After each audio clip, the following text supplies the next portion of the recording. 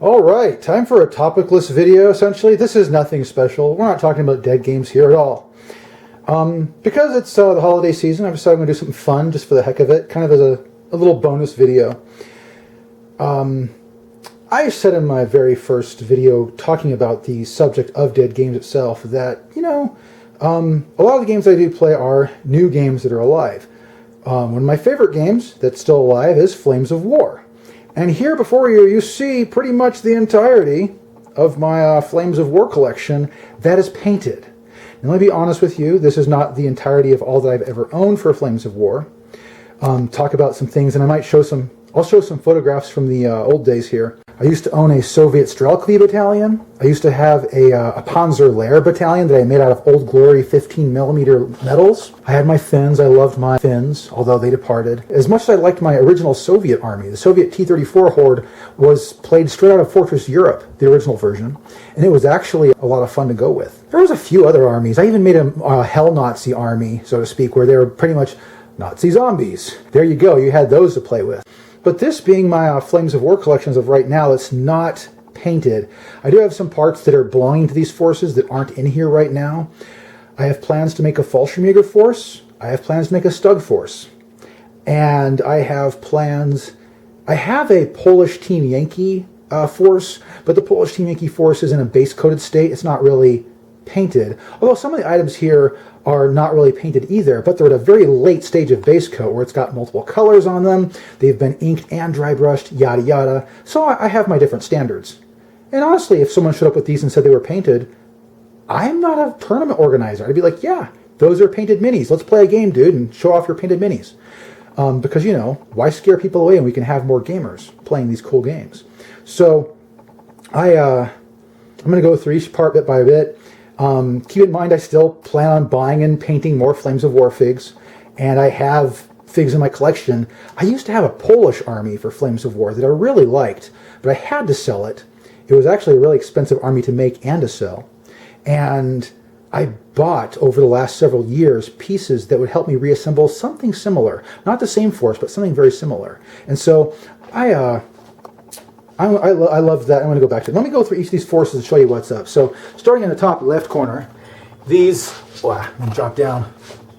These are my Israelis for 1967, for the Yom Kippur War. They can be brought in the 1973, but honestly speaking, 67 is where these guys are at.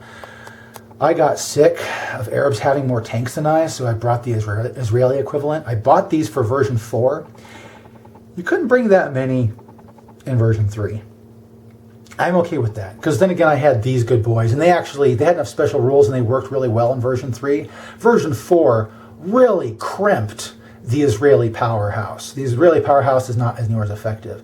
Also, you'll notice a lot of my forces have air support, and I have here an Oregon in, okay, it was painted in that color later than 67, but still, and a Kafir. It's actually a Mirage 3, but that's where the Kafir came from. Two of my tanks, these guys over here on the end, are actually Australian Centurions from the Vietnam line. But I was in such a rush to have Israeli Centurions, I just bought them and carved them up a little and repainted them, and it's all good. I'm a huge fan of how painting the Israeli force is weird because their color scheme is so off. Now, they have a color scheme that's darker than this when you see it in the factory paint jobs, but keep in mind, guys, it was under the sun for most of its existence. So this is the I've been outside and operating in the world color of the paint job, and there's actually a lot of photographs that back up these images. I did buy a full unit of AMX-13 tanks, and you can't really see it very well, but my paratroopers are painted in French camouflage. So they look kind of orangish or ochreish. If you look at them instead of like a green color like you're used to seeing Israeli troops being, that's because they're in French camouflage. Take a close look, man. This is French camouflage. Yeah. So that's my Israelis, and they have seen a lot of play. Almost every mega game that they throw down at the store that involves the Middle East, I usually bring these guys and get them shot up. These are my British, proper British, you want to say counter camouflage. These are early war, desert war British, composed mostly of early cruiser tanks, where the A-13 is like my biggest and best models, and I'm usually cruising around with A9s and A10s. I have a motor company. The trucks aren't here. The trucks are not painted yet. I base coated them. They're the same color as these guys. They just don't have any detail put into them yet. And I really do like the canter camouflage. It was fun to paint. I've played these guys before, and I loved losing with them. My opponent was a little bit skittish. The Italians are actually a powerful force to fight these guys with in early war. And he should have won several times, but he just didn't have the Italian gusto to walk out there and beat me with his Italians. Or stand there with his Italians. Those gun teams are just murderous that way. And of course, I have the German opponent for the early war Brits. These guys can use in mid-war too. As you can see, I have a Tiger. I don't even use this guy. I just own one. I like the fact that I kept my BF-109s from 2nd edition, Flames of War, and carried them over.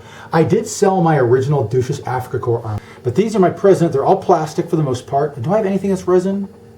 No, they're all plastic. They're all plastic for the most part. They do need some final details. They don't have decals on them. They don't have unit markings. That's okay. I like my BF-109s. They're fun boys. I like my BF-109s. Going off to a different theater altogether. Japanese Armored Company. If you want to screw yourself over tactically, why do anything else? These guys can do it in style, though. I have the recon tanks. I have 2 micro platoons with minimal weaponry. I have only 3 Hagos painted. Honestly, I have the ability to put more Hagos in there. I do have a captured Stuart. He is alone right now. But I do have, 3 more in the mix? 3 more coming up here relatively shortly. And then you have here the gun teams, including the AA guns, that they're not 88s, but people thought they were. My commander of the force is using a normal Chiha. That's not a Shinhoto like everything else is. Notice the camouflage looks a little bit more dingy, dark, and complete, where everybody else is kind of light colored by comparison. That's I think it's the Burma scheme, or is it the late Philippines scheme? No, it's actually, I don't know what scheme that is, but it was one that I liked the most, so I just went with it. The commander, he has a khaki uniform instead of an olive drab uniform like the other guys. Let me see them both side by side. Yeah, his uniform's khaki instead of olive drab, and he's flying a normal Chiha. It's a Japanese tank company. You don't want a hero as your commander. You want your commander to be flexible. So he's in a cheap tank that can get where it needs to go. People play a lot of late war when it comes to Flames of War, and so I have my primary force, late war Pumas. Yes, I play a recon company. Of course, I usually back them with these 75mm support options. I have the full Monty. All 25 Pumas that ever existed in that battalion are in this force. I also have backup forces. I have 88s, which if you have to get flock on their base, but oh well. I have a single Jagdpanther. That's just because I wanted to keep this model.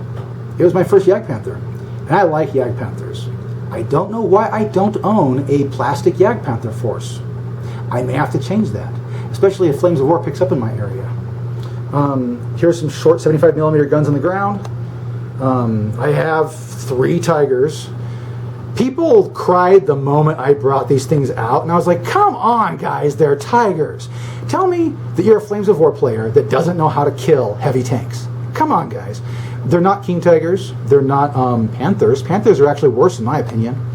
But to be fair, yeah, Tigers. They're just Tigers, man. And I have metal. I have plastic 50mm guns I haven't painted up, but these are the 75 Pack 40s. And I have 3 of them because that's what they get. These guys aren't separate from the rest of the force as a support option. These 3 Pack 40s are part of the actual Puma unit. The Puma unit had transports. I think I have the transports kicking around. Yeah, transports right there. Transports kicking around that would haul these boys from place to place. I do have RSO. Yeah, that's right. I have some unpainted RSOs. They're supposed to be these guys' actual transports. But oh well. If you haven't noticed, Germans aren't the biggest part of my late war collection. See all that? All of that? Ladies and gentlemen, my Soviet forces. They get big. Those Soviet forces are about the same size as my Puma force, really, in point values. But my God. Plus, you're also looking at two forces there. This is a late war Soviet hero force. He's got Su-100s in the front.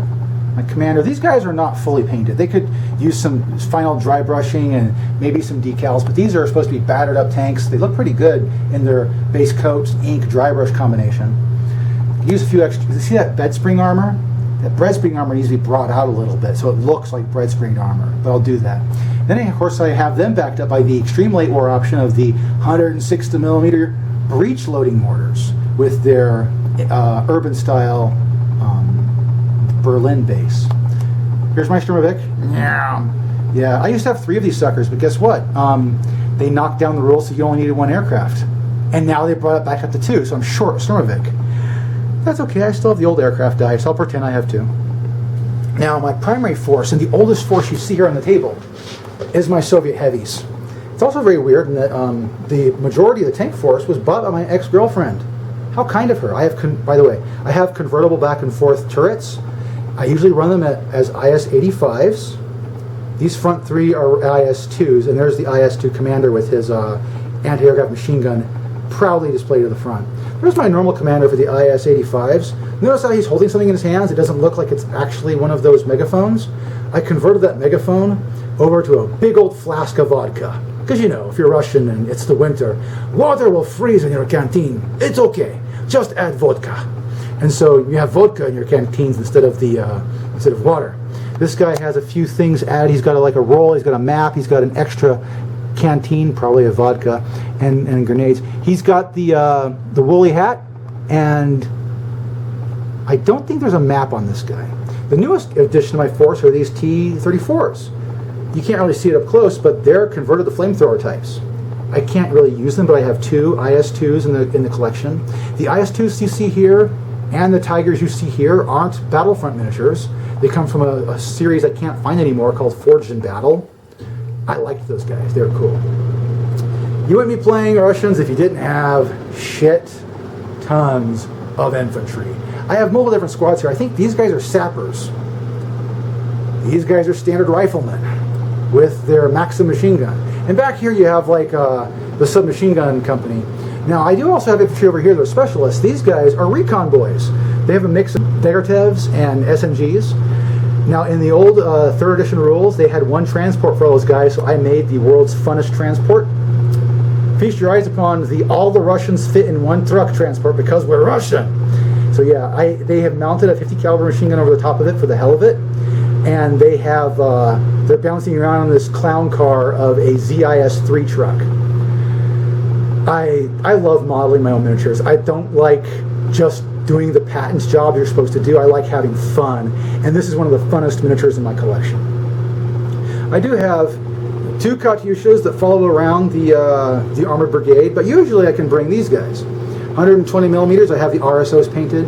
I do have the 120 millimeters in the back.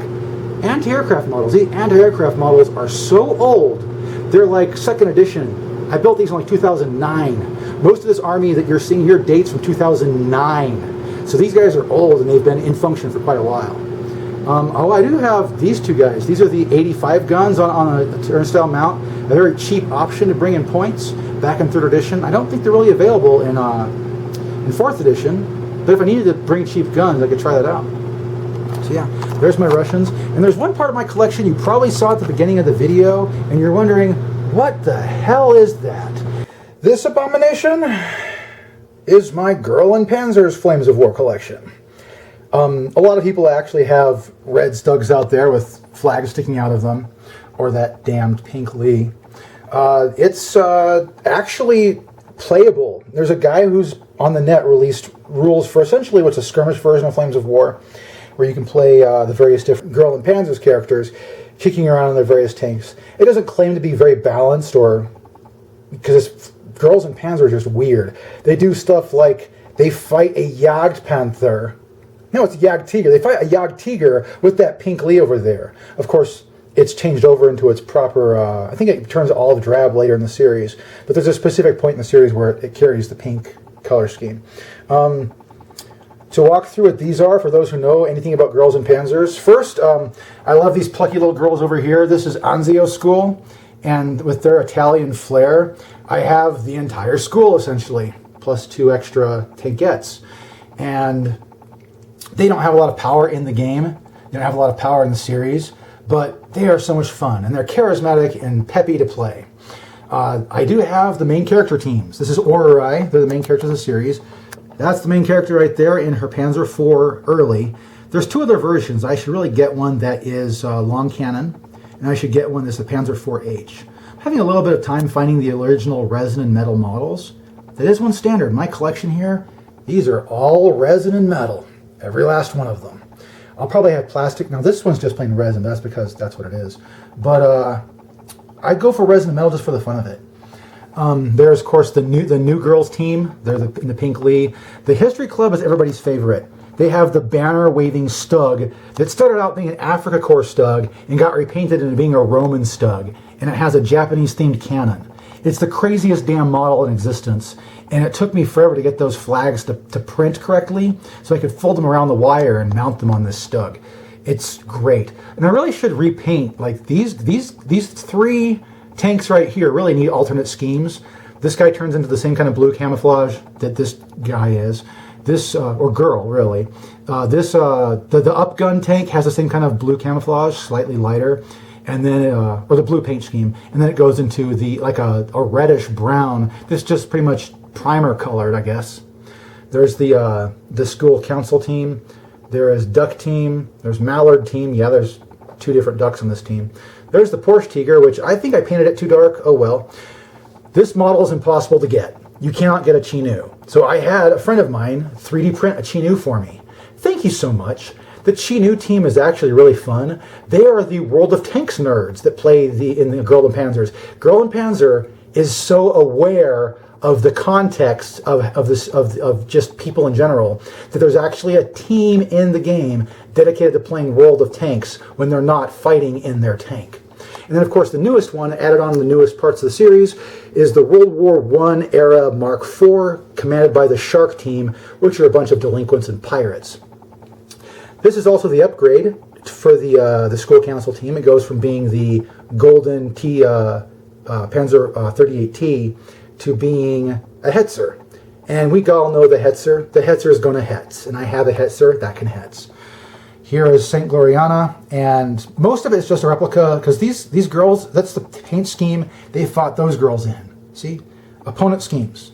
It's a match game right there. Although these guys are heavily weighted point side compared to these girls. Trust me there. And I made Rose Hip, just because Rose Hip is awesome. The most neurotic Briton out there. These are from the Finnish team. We haven't seen anything of the Finnish team but this one, really.